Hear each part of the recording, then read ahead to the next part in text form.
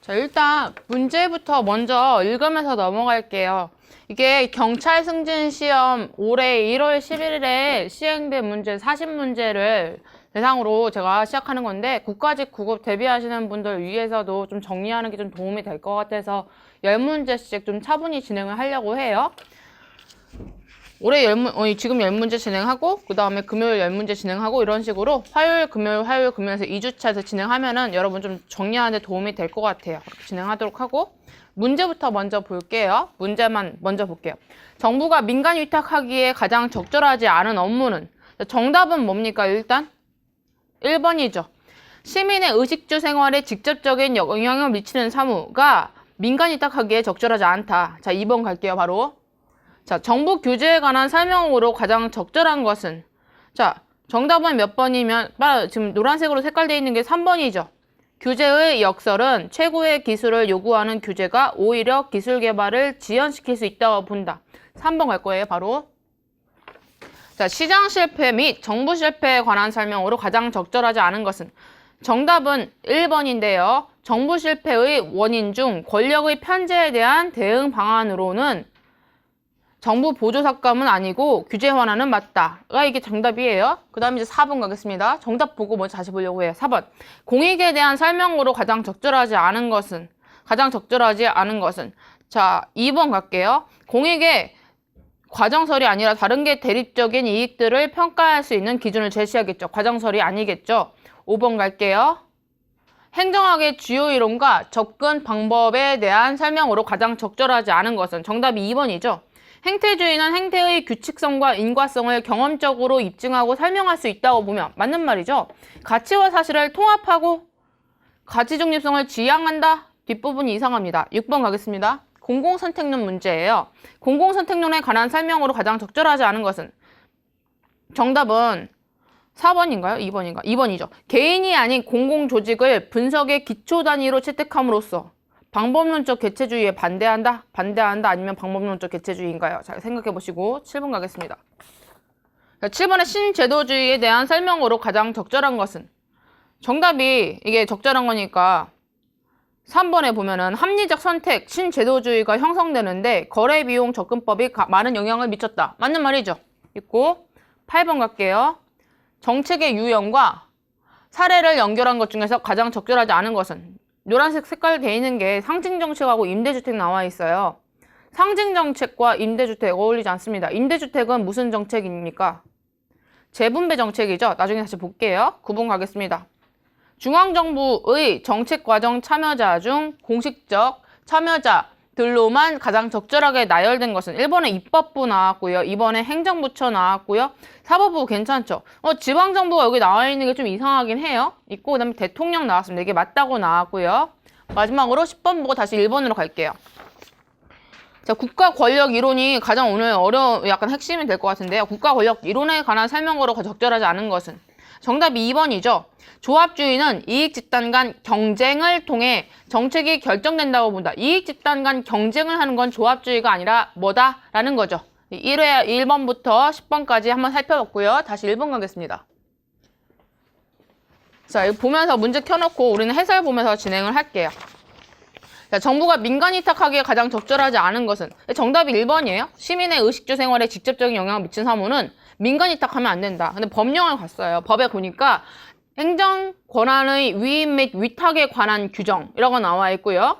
1항에 보니까 행정기관은 소관사무 중에서 잘 보니까 조사, 검사, 검정, 관리 사무 등 여기서 국민의 권리 의무와 직접 관계되지 않은 다음 각고의 사무를 민간 위탁할 수 있다라고 해서 예시로 표현해주고 있죠. 그래서 1호에 보면은 단순 사실행인 행정작용, 단순 사실 있고 4호에 먼저 갈게요. 그 밖에 국민생활과 직결된 단순 행정사무가 있어요. 직결에다가 밑줄 쳐놓으실 거죠. 그리고 단순 행정인데 행정에다 좀 밑줄 쳐놓으실게요. 행정사무. 그 다음에 2호하고 3호는 여러분이 안 헷갈릴 것 같아요. 공익성보다 능률성이 현저히 요청되는 사무. 능률성이 포인트죠. 3호에서는요. 특수한 전문 지식 및 기술이 필요한 사무. 그냥 전문 지식 하나만 저라면 외우겠습니다. 그렇게 하고 나름대로 한번 두 문자를 떠가지고 외워보려고 해봤어요. 전능 행사라고 써보실게요. 밑에다가 전능 행사. 전능 행사. 전능 행사라고 써놓고요. 전능하고 행사 사이에다가 여러분 이 표시, 이 띄어쓰기 표시한 다음에 그 이유에다가 국민생활과 직결된 단순이라고 써주세요. 국민생활과 직결된 단순이라고 써주세요. 전능 행사. 그 다음 띄어쓰기 전능하고 행사 사이에 해놓고 국민생활과 직결된 단순이라고 해놓을게요. 국민생활과 직결된 단순. 행사니까 행정사무죠. 그죠? 행정사무 있었고, 단순 행정사무. 그 다음에 행사에서 사는 뭐죠? 단순 사실 행위인 행정작용이죠. 단순 사실 행위인 행정작용이죠. 전능 행사했고요. 전문성하고, 그 다음에 능은 능률성 말하는 거겠죠. 전문성하고 능률성, 전문 지식하고 능률성인데, 이렇게 할 때 전문 지식과 그 다음에 능률성 이렇게 외우시면 되겠고요. 그 다음에 그거 하나 더하기 밑에다 하나 더 쓰실 거예요. 검사사관이라고 써주세요. 검사사관. 쉼표하고 국민의 권리 의무와 직접 관계 X라고 써주세요. 검사사관이라고 써주시고요. 국민의 권리 의무와 관계 X. 직접 관계 X. 직접까지 쓰셔야지 안 헷갈릴 거예요. 검사사관, 검사, 그 다음에 사는 뭐죠? 제가 사를 주겠는데 조사 있죠? 검사, 조사, 그 다음에 하나 더 있는데 검사, 조사, 검정이네. 검정, 조사, 검사, 검정, 검사, 조사, 검정, 검사, 조사, 관리, 사무. 검사사관이라고 써놓고 국민의 권리, 의무와 직접 관계되지 않은 사무, 관계 X라고 써놓으세요. 그렇게 해놓고 1번 갈게요. 시민의 의식주 생활에 직접적인 영향을 미치는 사무. 법정에는 이게 없었죠? 이게 없어요. 없는데 제가 공문서 뒤져보니까 있긴 있더라고요. 근데 춘천시에 제가 거의 행정지침 그런 데서 위탁 지침에서 봤어요. 옛날 아마 책에서 나왔던 건데 이게 경찰 기출로 나온 걸로 보여요. 그냥 이 지문 하나만 외우시면 될 것 같아요. 시민의 의식주 생활에 직접적인 영향을 미치는. 시민의 의식주 생활에 직접적인 영향을 미치는. 이건 안 된다. 이건 민간 위탁하면 된다? 안 된다? 안 돼요. 국민의 권리, 의무에 이거는 관계가 있다라고 보는 거죠. 국민의 권리와 의무에 관계가 있다라고 보는 거죠. 그런데 아까 국민생활과 직결된 건 괜찮아요? 국민생활과 직결된 건 괜찮아요? 그건 괜찮아. 괜찮잖아요. 그러니까 그 중요하니까 헷갈리는 부분이 지금 직접 연결되는 건 안 되는 게 아까 국민의 권리, 의무와 직접 관계되지 아니한 이거는 돼요. 근데 관계되면 안 되고 그 다음에 아까 의식주 생활에 직접적인 영향 이것도 안 되죠. 이거 안 되고 그 다음에 국민생활과 직결된 그 다음 단순 행정사무 이건 된다? 된다. 이 세 가지가 제가 생각하기는 헷갈릴 것 같아요. 자, 2번 우리 전능행사에서 단순 사실행위 마지막인 단순 사실이고요. 전능행사에서 3번은 능률성이 현저히 요청된 능률성이고요. 그 다음에 4번에는 특수한 전문지식만 우리 외우기로 했죠. 하시면 되겠고요. 그 다음에 자, 2번 가겠습니다. 정부 규제에 관한 설명으로 가장 적절한 것은 우리 규제에 대해서 좀 살펴보려고 해요. 일단 1번 갈게요.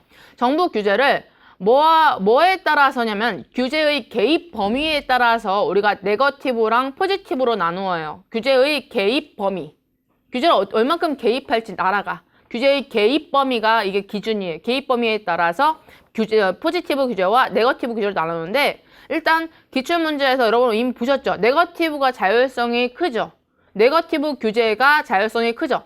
행정학에서는 뭐는 뭐뭐보다 뭐뭐하다라는 그런 게 헷갈리는 지문이 많이 나와요. 근데 여러분 시험장에 가서는 제정신이 아니기 때문에 뭐뭐보다로 읽고 있으면 틀려. 그러니까 주어가 서술로 가가지고 포지티브 규제가 자율성이 크다. X 이렇게 가시는 게 더 간단해요. 내려가서 1번 보니까 1번에 원라이너만 해서 갖다 놨어요. 네거티브 규제 예로 뭐라고 나와 있냐면 대기업은 프랜차이즈 사업에 진출할 수 없다라고 나와 있죠. 그러면 이거 빼고 다 된다라는 거죠? 그래요. 이게 뭐예요? 원칙, 허용, 예외, 금지죠. 써주세요. 원칙, 허용, 예외, 금지예요. 네거티브 규제는 원칙, 허용하는 거예요. 이게 허용이에요. 허용 지문이에요. 없다라고 했는데요. 이거 빼고 이게 예외예요. 원칙, 허용, 예외, 금지예요. 대기업은 프랜차이즈 사업에 진출할 수 없다. 밑에 포지티브 규제는요. 대기업은 프랜차이즈 사업에 진출할 수 있다라고 나와 있어요. 이건 우리 원칙, 금지, 예외, 허용이겠죠. 이거 말고는 안 돼라는 거잖아요. 원칙, 금지, 예외, 허용이겠죠. 네거티브 규제는 이렇게 하고요. 2번, 여러분 두 문자로 뭐라고 맨날 외우세요? 규제개혁은 완품관 단계로 진행되는 것이 일반적이다. 이죠? 완품관이죠. 완품관이에요. 규제 완화, 그 다음에 규제 품질 관리, 그 다음에 규제 관리죠. 완품관이에요. 내려가서 이번 해설이 내려가면은 자, 규제 완화는 규제 총량의 감소이다. 규제 총량의 감소이다. 규제 품질 관리는 개별 규제의 질적 관리이다. 규제 관리는 규제 체계이다. 규제 체계이다. 일단 완품관 먼저 외우면 저절로 들어와요. 완품관, 규제 완화, 그 다음에 품질 관리, 그 다음에 관리, 그냥 규제 관리. 앞에는 총량 감소, 두 번째는 개별 규제, 질적 관리, 세 번째는 규제 체계를 손보는 것이 완품관 순서대로다. 이렇게 기억해 주시면 되겠고요. 3번 갈게요. 규제의 역설은 최고의 기술을 요구하는 규제가 오히려 기술 개발을 지연시킬 수 있다고 본다. 자, 규제의 역설은 많이 나오는 문제 중에 하나인데, 자, 일단 규제의 역설 예시가 지금 5개가 있어요. 그래서 과도한에다가 1번 해설에 보면은 과도한 규제는 과소한 규제가 된다 있죠. 해설에 있죠. 과도한에다가만 밑줄 쳐놓으실게요. 과도한. 2번에 갈게요. 새로운 위험만 규제하다 보면 사회의 전체 위험 수준은 증가한다. 새로운에다가 밑줄 쳐놓으실게요. 새로운에다가 밑줄 쳐놓으실게요. 그 다음에 3번. 최고의 기술을 요구하는 규제는 기술 개발을 지연시킨다. 최고의라고 밑줄 쳐놓으실게요. 최고의. 4번. 소득 재분배를 위한 규제가 사회적으로 가장 어려운 사람들에게 해를 끼칠 수 있다. 소득 재분배에다 일단 밑줄을 쳐놓으실게요. 그 다음에 5번. 기업체의 자기 상품에 대한 정보 공개를 의무화할수록 정보 공개 의무화에다가 밑줄 쳐놓고요. 소비자들의 실질적인 정보량은 줄어든다. 한번 일단 5개라는 거 기억하고 두 문자 한번 따볼까요, 우리? 고위 속과정이라고 합시다. 고위 속과정. 고위가 높다라는 뜻이잖아요. 그런데 속과정, 약간 작은 과정 같지 않아요? 역설과 같이 느껴지죠? 고위 속과정. 고위 속과정이라고 해놓자. 고위 속과정. 자, 고는 뭐예요? 제가 말했지만 저도 까먹었습니다. 고는 뭡니까? 최고의 기술을 요구하면은 최고의 기술 개발을 지원한다. 위는 뭘 것 같아요? 새로운 위험만 규제하면 사회 전체의 위험 오히려 증가한다. 고위 속과정. 소는 뭐겠습니까? 저도 까먹었어요. 소가 뭐죠? 소득 재분배에 따른 그런 규제를 하려고 해요. 소득 재분배를 위한 규제를 하려고 하는데 오히려 가난한 사람들한테, 어려운 사람한테 힘든, 불리한 규제가 될 수 있다라는 거죠. 있고 과는 뭐죠? 과도한 규제는 오히려 과소한 규제가 된다죠. 과도한 규제는 오히려 과소한 규제가 된다고. 그 다음에 이제 정만 외우면 되겠습니다. 정은 정보 공개 의무화를 하면 오히려 실질적인 정보량은 줄어든다입니다. 실질적인 정보량은 줄어든다입니다. 자, 고위 속과정 안 보시고 해볼게요. 고가 뭐라고요? 최고의 기술을 요구하면 기술 개발을 오히려 지연시킨다. 고위 속과정. 위가 뭐라고요? 새로운 위험만 규제하다 보면 사회 전체적으로는 위험이 증가한다. 고위 속과정. 소가 뭐라고요? 소득 재분배를 위한 규제를 하려고 하는데 오히려 가장 어려운 사람한테 불리한 규제가 된다. 속과정, 고위 속과정. 과가 뭐라고요? 과도한 규제는 오히려 과소한 규제가 된다. 정이 뭐라고요? 정보 공개를 의무화시켰더니 오히려 정보량이 적어진다. 정보량이 오히려 적어진다라는 거죠. 일단 우리 규제 역설 하나 외워놨어요. 규제 역설은 규제 피라미드라든가 타르베이비 효과 해가지고 여러분 구분하는 문제 나온 거 있었죠? 규제가 규제를 낳는 그 끈끈이 효과, 타르베이비 규제의 피라미드랑 다른 겁니다. 자, 그 다음에 4번 갈게요. 정부의 규제 정책을 심의 조정하고 규제의 심사 정비 등에 관한 사항을 종합적으로 추진하기 위해 누구 소속으로 규제개혁위원회를 둔다? 대통령 소속이죠. 대통령 소속이죠. 밑에 보니까 아주 간단하게 나와 있습니다. 대통령 소속으로. 자, 여기 연습 좀 해볼게요. 규제개혁위원회 위원장은 몇 명이죠? 2명이에요. 2인이라고 써주실게요. 한 명은 국, 가로치고 국, 쉼표하고 1인이라고 해놓을게요. 자, 규제개혁위원회는 지금 누구 소속이라고요? 대통령 소속이니까 누가 임명할까요?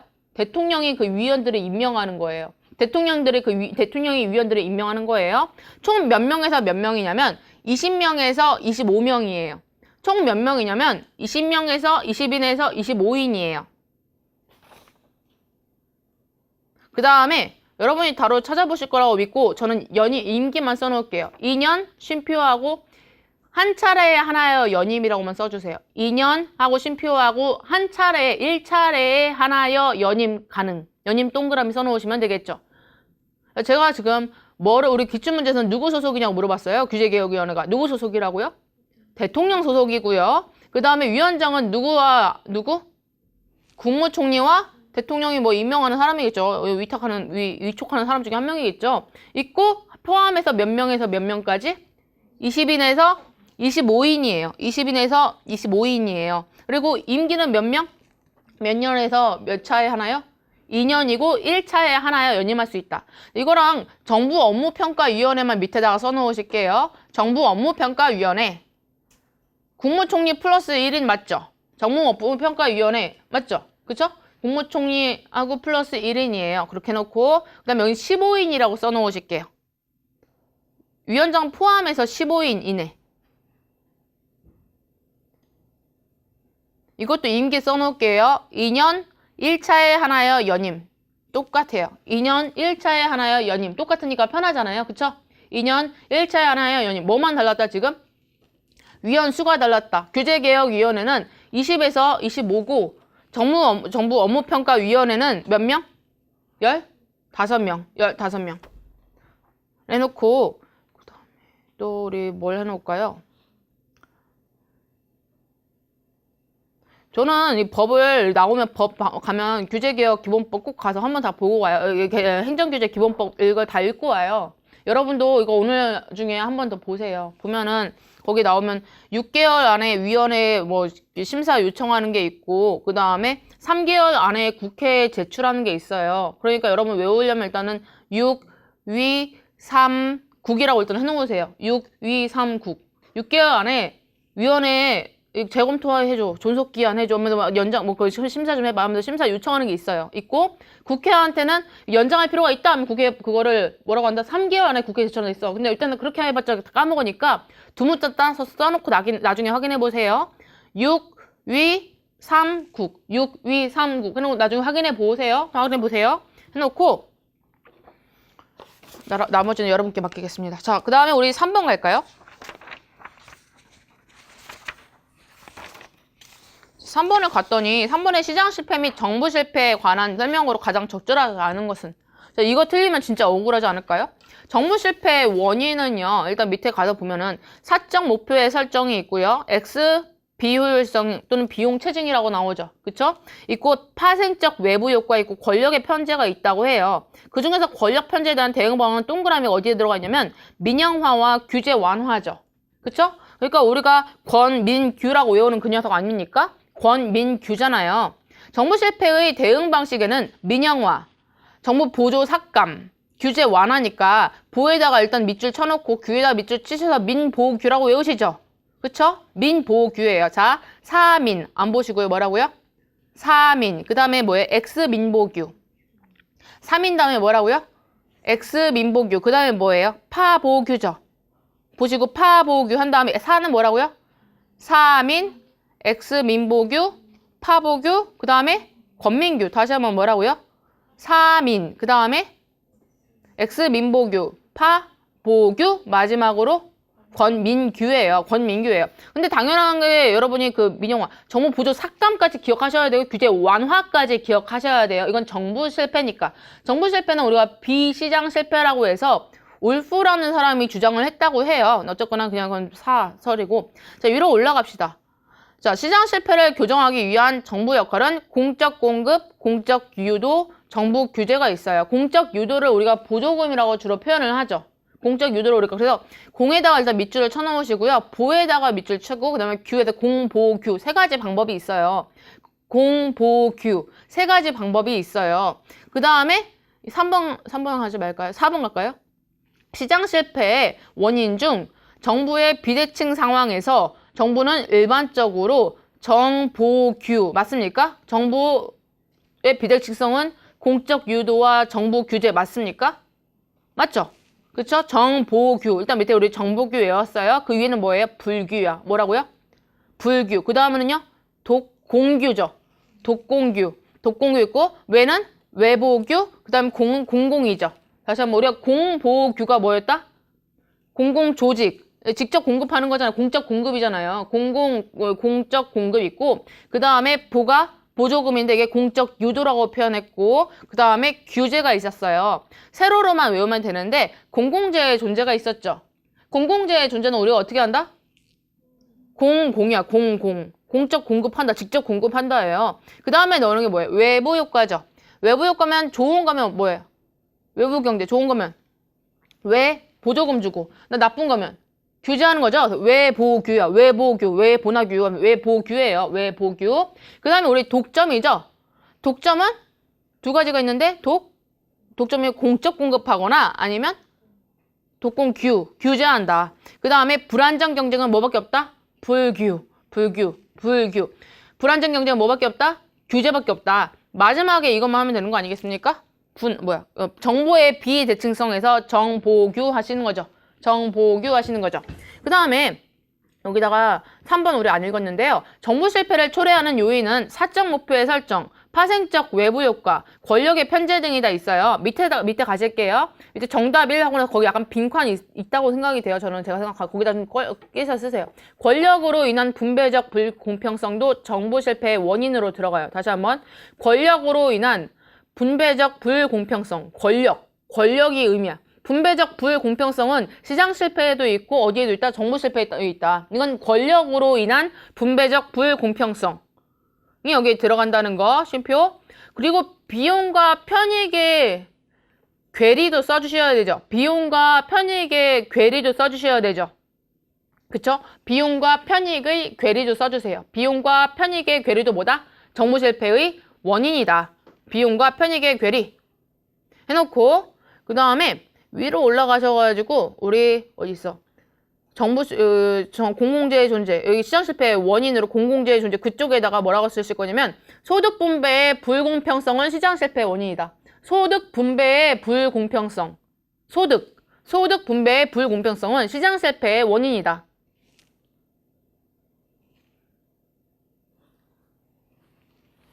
여기까지 하고 넘어가도록 하겠습니다. 자, 4번 가게요. 공익에 관한 설명으로. 공익은 실체설이 있고 과정설이 있죠. 실체설은 엘리트주의 관점을 취한다. 맞습니까? 그쵸? 엘리트주의의 관점을 취한다. 맞죠? 공익의 과정설은 다원주의 관점을 취하죠. 다원주의 관점을 취하죠. 이거는 쓰지 않고 한번 들어보세요. 자, 관료의 독자적, 적극적 역할을 강조한다. 실체설, 과정설. 관료의 독자적, 적극적 역할을 강조한다. 실체설, 과정설. 실체설이죠. 그 다음에 사익을 초월한 실체, 규범, 도덕이라고 본다. 공익을 사익을 초월한 실체, 규범, 도덕이라고 본다. 실체설이죠. 사익을 초월한이라고 나왔으니까 있고 2번 가기 전에 공익과 사익의 명확히 구분된다고 본다. 실체설이죠. 공익과 사익이 명확히 구분된다고 본다. 실체설이죠. 자, 2번 갈게요. 공익의 과정설이 아니라 뭐가? 실체설이 대리적인 이익들을 평가할 수 있는 기준을 제시하고 있죠. 3번, 아까 과정설은 다원주의론이라고 했어요. 그래서 정부와 공무원의 중립적 조정자 역할을 중시한다. 중립적 조정자 역할을 중시한다. 4번, 플라톤과 루소는요, 공익을 선험적으로 미리 주어진 것으로 본대요. 경험하기 전에 안다는 게 선험적 아니겠습니까? 이게 뭐예요? 이게 실체설이죠. 그래서 옆에다가 여러분 그냥 연습용으로 써볼게요. 아리스토텔레스,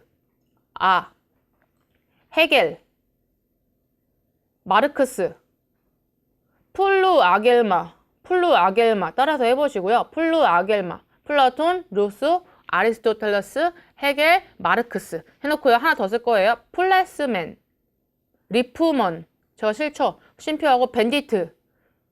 자, 이제 플레스맨, 리프먼, 쉼표하고 밴디트, 쉼표하고 카시넬리 하고 나서 오펜하임. 이에요. 제가 이거 하는 이유는 요즘에 최근에 과정설 학자들이 꽤 많이 나와요. 그쵸? 최근에 과정설 학자로 나왔던 게 기가 막혔던 것 중에 하나가 슈버트 있었죠. 과정설 학자 중에 소라우프랑 누구 나왔다? 슈버트 나왔다. 최근에 나왔죠. 슈버트는 과정설 학자예요. 소라우프도 과정설 학자죠. 여러분이 벤담하고 휴마고 그리고 또 누구 있지? 벤담 휴마고 하나 더 있는데 벤담 휴 홉스인가? 홉스죠. 벤담, 홉스, 휴 얘네들을 대표적인 공리주의 학자로 여러분이 과정설 학자로 기억하고 계시잖아요. 그런데 또 불구하고 누구? 소라우프랑 슈버트도 과정설 학자다. 그럼 특이한 게 벤담이 공리주의가 해서 좀 과정서로 나와 있죠. 그렇죠?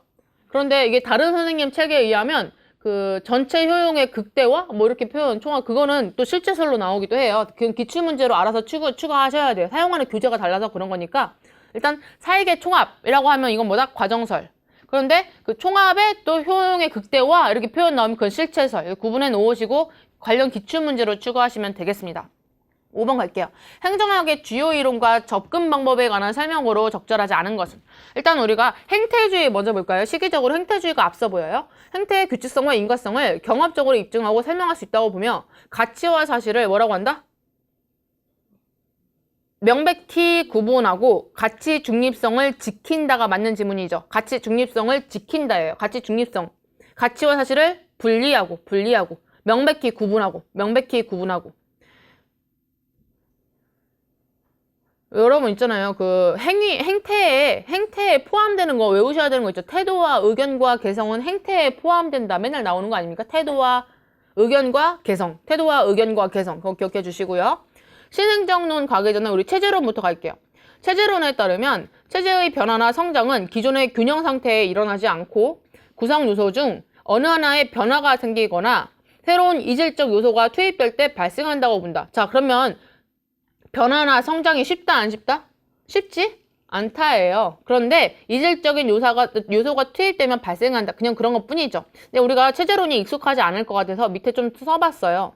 3번에 해설해 보니까 항상성 보이실 거예요. 항상성 보이시죠? 있고 그 다음에 그대로 맨 마지막에 활류 동그라미 쳐놓으세요. 맨 마지막 줄에 활류 동그라미 주세요. 항상성과 활류. 그리고 항상성 위에 균형도 동그라미 쳐놓으실까요? 그리고 체제론적 접근 방법 위에다가 뭐라고 쓸 거냐면 균형과 안정의 유지가 얘 포인트야. 균형과 안정의 유지가 체제론적. 우리가 맨날 총목식이라고 여러분 외우시던데 총체론적 관점. 그 다음에 목적론적 관점. 그 다음에 시가 시간을 중시한다. 뭐 항상성 이런 거 나오고. 그 다음에 계층이 있다라는 거잖아요. 경계가 존재한다는 건가? 계층? 일단 계서적도 있고 경계도 있다. 두 개 다 있어요. 계층적인 걸 중시하고 그 다음에 경계도 중시한다. 그것도 기억해 주시면 되겠습니다. 총목시계 기억해 주시고요. 그 다음에 체제는 발전해요. 체제는 진화예요. 체제는 진화하죠. 체제 발전하면 X예요. 체제 발전 X, 체제 진화 O. 체제는 진화한다. 그것만 기억해 주시면 되겠고요. 체제론 관련해서 해봤고요. 이제 1번 갈게요. 신행정론은 실증주의와 행태주의를 비판하면서 맞습니까? 논리적 실증주의 비판했죠. 하면서 행태주의를 비판하면서 행정학의 실천성과 적실성 그리고 가치 문제를 강조하였다. 맞는 말이죠. 얘네들은 적극적인 행정을 주장하나요? 적극적인 행정 주장하죠. 그것 기억해 주시고 무슨 형평성? 사회적 형평성. 미노브루크 회의라든가 왈도, 그 다음 마리니, 프레드릭슨 같은 사람 기억해 주시면 좋겠죠. 뉴거버넌스론. 자, 공공참여자의 활발한 의사소통, 네트워크란 말이죠. 뉴거버넌스는 다른 말로 네트워크 거버넌스라고도 해요. 그래서 공공참여자의 활발한 의사소통, 수평적 합의, 네트워크, 그 다음에 촉매자로서의 정부 역할. 밑에다가 우리 뭐라고 할까요? 방향잡기라고 할까요? 아니면 봉사라고 할까요? 방향잡기죠. 방향잡기. 신공공관리랑 공통점이었잖아요. 그쵸? 방향잡기예요. 방향잡기. 제가 지금 봉사라고 한 건 누구예요? 신공공 서비스론이죠. 그거랑 구분할 건 아마 이 부분밖에 없을 것 같고 해놓고 그 다음에 내려가시겠습니다.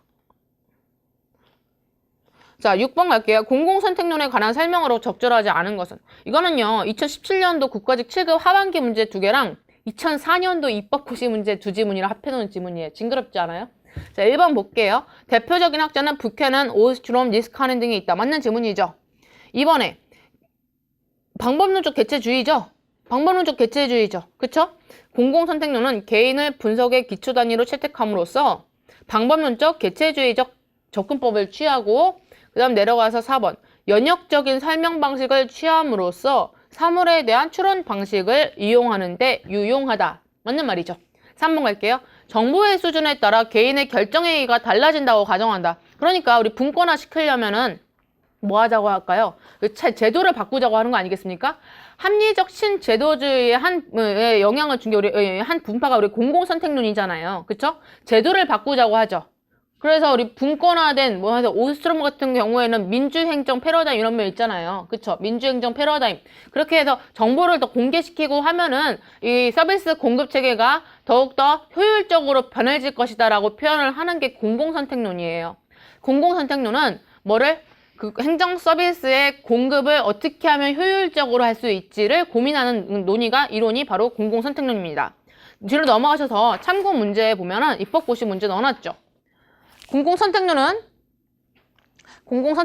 1번에 보면은 시장의 범주 밖에서 일어나는 정치적인 영역이라고 표현을 하죠. 경제학 방법으로 연구하는 게 경제학적으로 접근하고 연구하는 이론이다. 맞는 지문이고요. 2번에 방법론적 개체주의에서 출발하고 있다. 맞는 지문이죠.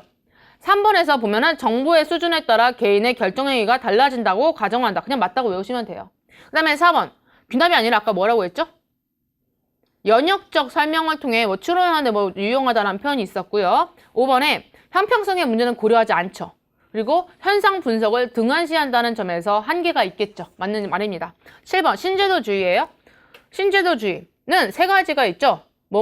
역사, 사회, 합리가 있어요. 근데 신제도주의는 왜 나온 거예요? 구제도주의가 있었죠. 그거에 대해서 반대해서 뭐가 나온 거야? 행태주의가 나왔죠. 행태주의에 반대해서 뭐가 나왔죠? 신제도주의가 나온 거예요. 다시 한번 구제도주의, 제도 강조하지 마. 제도보다 개인이 훨씬 더 중요해하면서 개체주의 주장한 행태론, 행체주의. 그 다음에 아니야 그래도 제도가 더 중요한 것 같아 라고 말한 신제도주의의 형태로 나온 거예요. 자, 그 다음에 우리 역사 1번부터 그냥 갈까요? 자, 사회학적 신제도주의는요. 제도는 내려가서 두 번째 줄에 제도적 동형화 과정의 결과물로 본다. 이건 맞는 지문이에요. 근데 그 가운데가 틀린 거죠. 개인들 간의 선택적 균형에 기반한? 자, 선택적 균형에 기반한? 이 부분, 개인들이 선택을 할 수 있었다라는 건 누굽니까? 합리적 선택 신제도주의죠. 합리적 선택 신제도주의죠. 그쵸? 게임의 규칙 이런 표현은 역사학적에도 나오니까 좀 조심하시고 어쨌거나 개인이 선택할 수 있느냐 없느냐가 포인트예요. 개인을 가장 인정하지 않는 게 누구냐면 사회학적 신제도주의예요. 사회학적 신제도주의는 해설 밑에 보시면 원라이너에 제도적 동형화 과정의 결과물로 본다. 뭐가? 제도가. 정당성의 논리라고 나와 있죠. 정당성 또는 적절성의 논리라고 하는데 뭐는 아니다? 효율성의 논리는 아니다. 그게 가장 효율적이어서가 아니다. 그런 표현 나오죠. 제도의 변화에서 개인의 역할은 전혀 인정하지 않는다. 가장 제도 결정론적 입장인 게 바로 사회학적 신제도주의예요. 이번에 경로 의존성 연구는 딱 보면 누구예요? 역사학적 신제도주의죠. 역사학적 신제도주의의 포인트가 항상 있어요. 뭐에서 나왔다? 정치학 또는 역사학에서 나왔다. 그 다음에 이거는 국가 간의 차이성을 중시한다? 아니면 동일성을 중시한다? 차이성이죠. 아까 동일성을 중시하는 건 사회학적 신제도주의고 그 다음에 차별, 차이, 서로 다르다라고 주장하는 거는 역사학적 신제도주의. 차이를 중시한다. 기록해놓고 그 다음에 잘 변한다, 안 변한다? 안 변한다. 그런데 안 변하니까 비효율성이 나타날 수 있다, 없다? 있다. 그 다음에 외적 충격 받으면 급격한 변화가 일어난다? 그러면서 우리 단절적 균형 들어보셨죠? 단절적 균형. 이게 역사적 제도주의예요. 밑에 해설 먼저 보실게요. 제도는 일단 형성되면 방향성과 안정성을 유지하면서 일정한 경로를 지속하는 경로 의존성 연구는 이건 역사학적 신제도주의에서 비롯되었다라고 나와 있어요. 가운데 보니까 동일한 상황에서 국가 간에 서로 다른 정책을 채택하고 정책 효과도 다르게 나타나는지에 대한 설명 변수로서 뭐가 중요하다? 제도가 주목하다. 제도에 주목하다. 제도가 중요하다고 보는 역사적 신제도주의에서 비롯되었다. 3번은 맞습니다. 나중에 볼게요. 사회학적 신제도주의는 문화의 자율성이라고 부르지 않나요? 문화의 자율성. 문화와 제도의 경계가 거의 없다까지라고 표현을 하는 게 바로 사회학적 신제도주의예요. 가장 제도의 범위를 넓게 이해하죠. 그쵸? 우리 배태성이라는 개념 들어보셨을 거예요. 배태성. 영어로는 embeddedness죠. embed, E-M-B-E-D 한다 NES에서 명사형 붙이잖아요.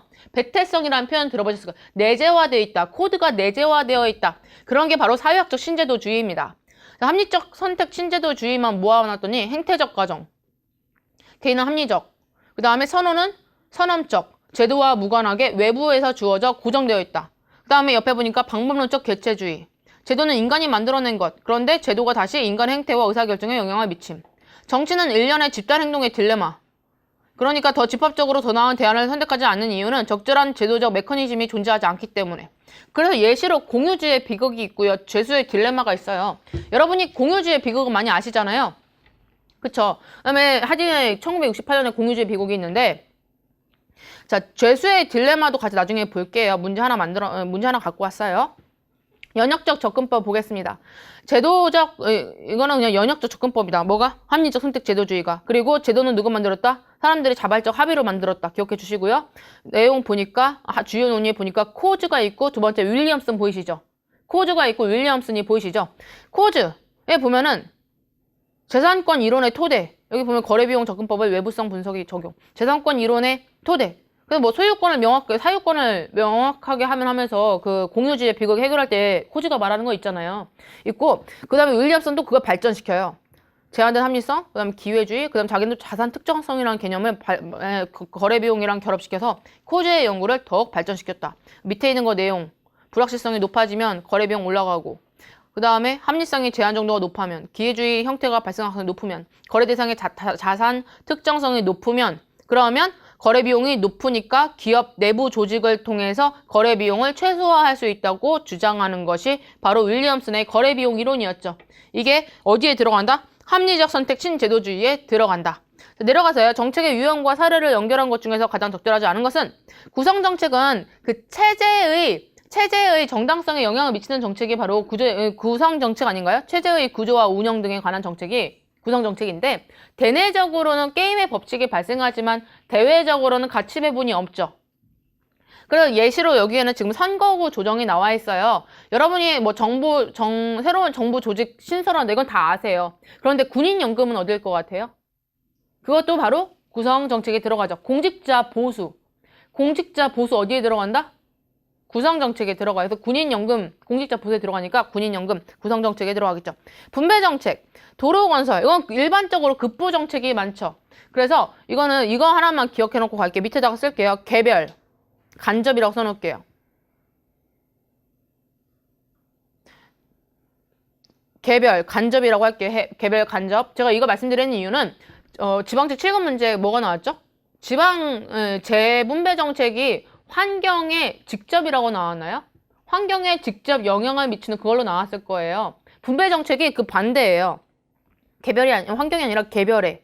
그리고 직접이 아니라 간접에. 그래서 이거라도 일단 외우려고 해요. 개별, 간접, 개간부. 개간분이라고 하든지, 개간배라고 하든지, 개간배. 간개배라고 하든지, 개별, 간접, 배분. 이렇게 해서 하나라도 외워놓으세요. 추출, 우리 알상추, 알몬드와 파우엘이 한 게 알상추죠. 그래서 배분 정책이 있고 규제 정책은 있는데 재분배 정책은 없었죠. 그래서 임대주택은 재분배 정책이지만 누가 포함하지 않았다? 알몬드와 파우엘은?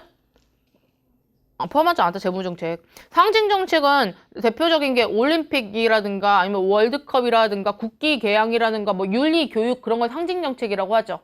그쵸? 이게 내려가서 보면은 국민의 단결력이나 자부심을 높여주며 정부의 정통성에 대한 인식을 제고하고 정부 정책에 대한 수능을 확보해 정부의 정책 활동을 원활하게 하기 위한 정책. 상징 정책 잘 구분해 보시고요. 근데 위로 올라가서 재분배 정책. 이거는 트랜스퍼라고 표현을 하죠. 돈 많이 있는 데서 돈 많이 없는 집단으로 이전시키는 정책. 누진소득세, 영세민 치료사업, 임대주택 나왔고요. 세액공제나 감면 있습니다. 자, 9번은요. 우리 1번이 답이었어요. 지방정보가 들어가는 게 좀 이상하긴 하지만 나올 수도 있겠죠? 생각해보면 서울시 특별시장이 국무회의에 배석한다라는 지문이 하나 나온 바 있잖아요. 그쵸? 국무회의는 중앙정부잖아요. 그죠? 국무회의에 서울시장 박원순 시장이 앉아있다면서요. 배석한다. 자, 2번 갈게요. 언론과 NGO는 아니죠. 3번 갈게요. 뭐가 아니에요? 정당 아니잖아요. 4번은요? 언론과 이익집단 아니죠. 그쵸? 그냥 마지막으로 10번 가겠습니다. 10번이 제가 가장 말씀드리고 싶었던 건데요. 자, 국가 권력 이론이에요. 우리 보통 합리주의로 해서 정치가 이루어진다고 설명을 하는데 그게 아니다. 권력으로 이루어진다라고 표현하는 게 권력 이론이에요. 그래서 옛날식 권력 이론들을 예로서 어디 있어? 엘리트 이론, 그 다음에 여기는 없죠. 엘리트 이론 있고, 그 다음에 뭐 있죠? 다원주의 이론 있고, 그 다음에 지금 조합주의 있고, 베버주의, 마르크스주의 이런 게 나와요. 그리고 최신 요즘에 나오는 그 권력 이론 중에 그게 뭐가 있죠? 정책 네트워크 모형으로 하위 정보 모형 있고, 그 다음에 정책 공동체 있고, 이슈 네트워크 있는 거예요. 그래서 권력 이론인데요. 1번, 베버주의 가겠습니다. 베버는 관료제랑 관련이 있죠? 국가나 정부 관료제의 독자성, 절대적 자율성과 지도적, 개입적 역할을 강조한다. 맞는 지문으로 외우시면 되겠죠. 관료제가 들어가요. 관료제. 조합주의에도요. 절대적 자율성이라는 표현이 들어가거든요. 근데 거기에서는 그냥 국가의 독자성이라고 나오고 절대적 자율성이라고 나올 거예요. 국가의 자율성이라 나오고 절대적 자율성이라 나올 거예요. 근데 베버주의는 지금 정부 관료제라는 표현까지 나오고 있어요. 그 다음에 밑에 1번 가서 보시면 똑같은 지문이 있으니까 안 읽을게요. 2번 신베버주의 좀 보고 갈까요? 신베버주의 밑에. 베버는 헤겔 말을 듣고 국가를 관료제의 중심으로 이해하고 국가 권력을 합리적으로 행사하는 주체로 파악한다. 국가는 착하구나. 그 다음에 밑줄 친 것도 보시면은 신베버주의 가니까 국가나 관료체제는 자율성을 가진 정책 실체로서 역할을 한다. 크레스너에 따르면 국가 관료제는 누구의 이익을 옹호하는 결정을 한다? 국가의 이익을 옹호하는 결정을 한다. 크레스너에 따르면 국가의 이익을 옹호하는 결정을 한다. 이게 바로 신베버주의입니다. 3번 마르크스주의는요. 뻔하죠. 계급론이라고 하고 또는 도구이론이라고 하죠. 계급이론 또는 도구이론, 수단이론이라고 불러요. 국가는 도구에 불과하다라는 거죠. 그쵸? 국가는 도구에 불과하다. 수단에 불과하다는 거예요. 뭐에?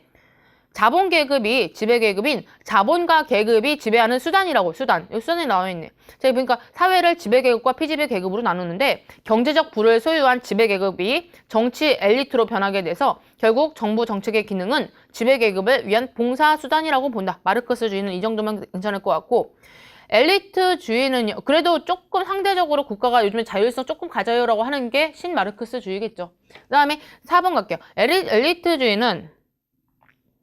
엘리트주의는 내려가서 보니까 정책은 정책은 동질적이고 폐쇄적인 엘리트들의 자율적인 가치 배분에 의해서 결정된다고 본다. 엘리트주의는 여러분이 고전적 엘리트 이론이 있고, 그 다음에 밀스의 지위, 그 다음에 헌터의 명성 접근법 있고, 그 다음에 다원론 나온 다음에 그거 치고 나오는 게 신엘리트론이죠. 이렇게 약간 세 흐름이 있어요. 고전적 엘리트 이론으로 여러분이 파레토와 모스카와 미에스 정도 기억하실 거예요. 그쵸?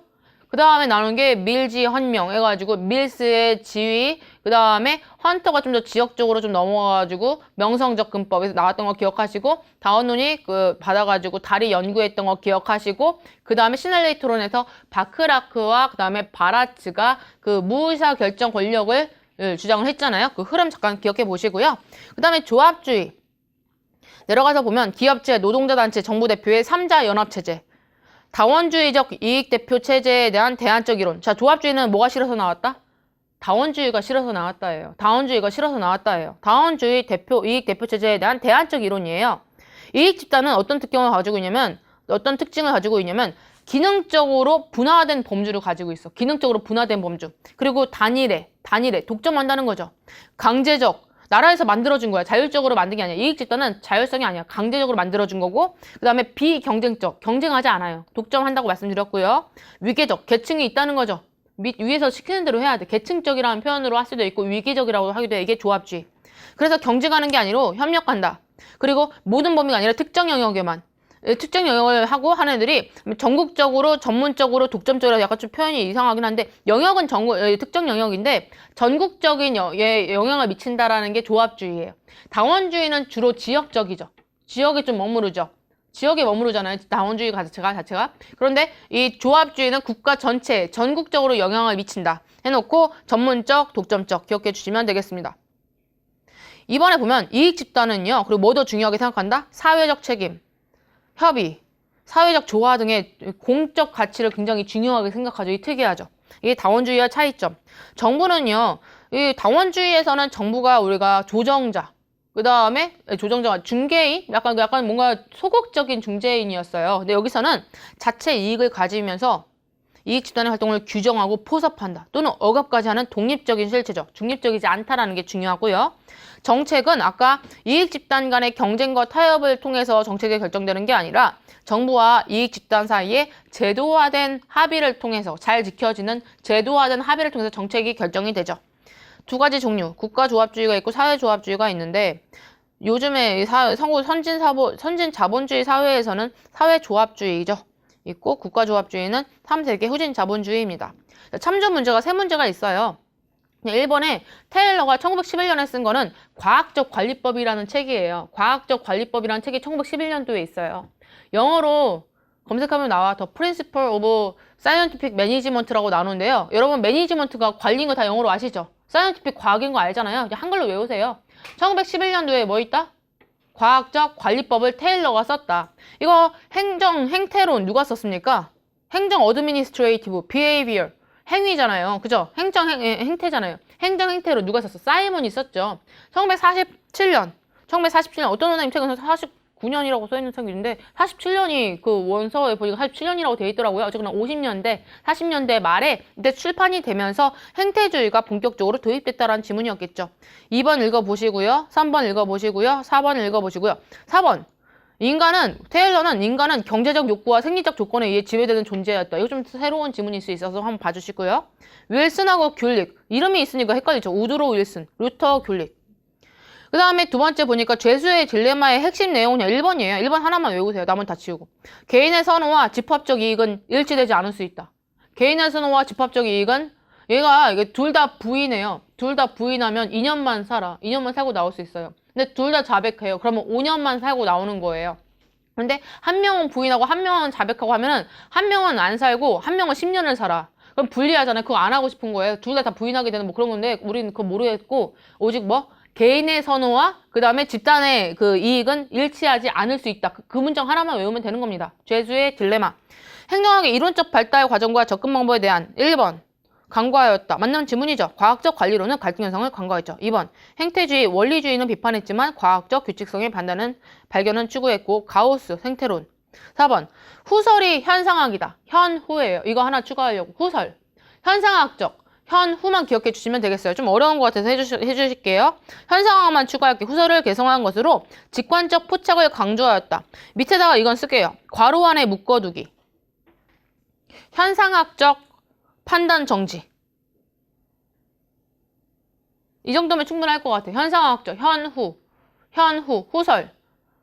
현상학적. 그 다음에 방금 괄호 안에 묶어두기 있었고요. 그 다음에 판단 금지, 괄호 안에 묶어두기 있었고 현상학적 판단 정지 있었죠. 이 두 개만 하도록 하겠습니다.